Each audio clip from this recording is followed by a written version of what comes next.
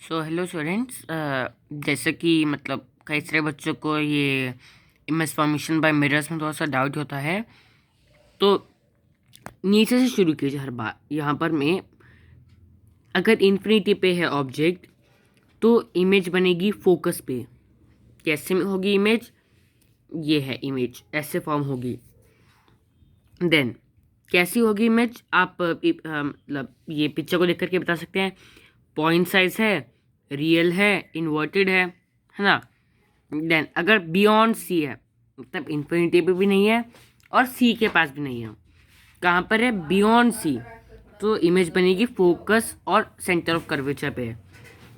कुछ ऐसे में इमेज क्या है? डिमिनिश्ड तो है बट नॉट हाईली डिमिनिश्ड और रियल एंड इन्वर्टेड। नेक्स्ट, अगर सी पे है ऑब्जेक्ट तो इमेज भी सी पे ही बनेगी। कैसी होगी? सेम साइज होगी बट रियल एंड इन्वर्टेड। अगर सी और एफ के बीच में है तो आप ये एक चीज़ याद रखिए, यहाँ पर में जो है ना, ये यहाँ पर में आएगा।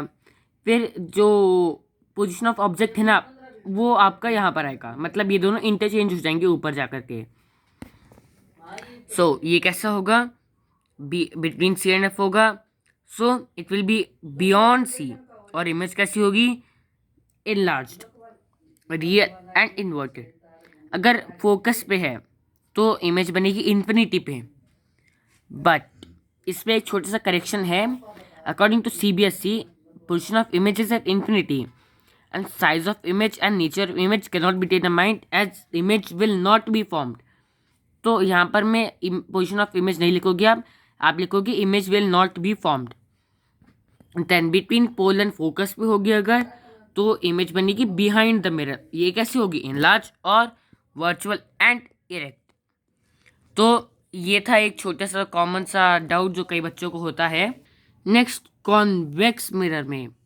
कॉन्वेक्स मिरर में से दो ही केसेस हैं।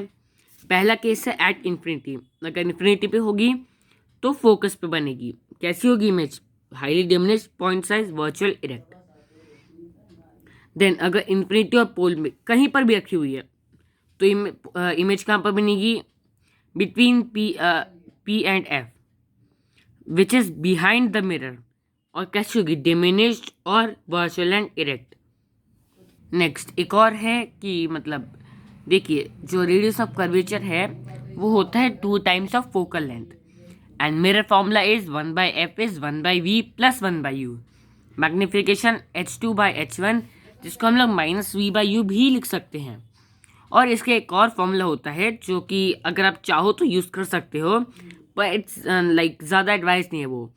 वो है मैग्निफिकेशन इज f/f-u या फिर f-v/f। कुछ कुछ बच्चों को ये भी डाउट होता है कि मतलब कि कहाँ पर पॉजिटिव यूज़ करें, कहाँ पर नेगेटिव यूज़ करें। तो देखिए, जो कॉन्केव होगा ना, उसमें रियल और इन्वर्टेड के लिए सब कुछ नेगेटिव है, पर वर्चुअल और इरेक्ट में सब कुछ पॉजिटिव है। And for any type of mirror or lens, any type of mirror, concave or convex, image distance will always be negative.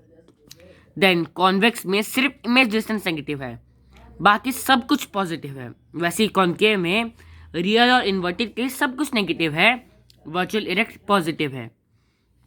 इसको हम लोग ऐसे भी देख सकते हैं, V is negative for real and inverted and positive for virtual and erect.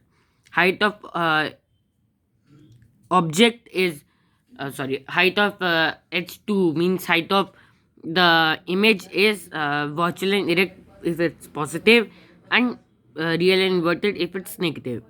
जब magnification positive है वर्चुअल इरेक्ट के लिए, नेगेटिव है रियल और इन्वर्टेड के लिए।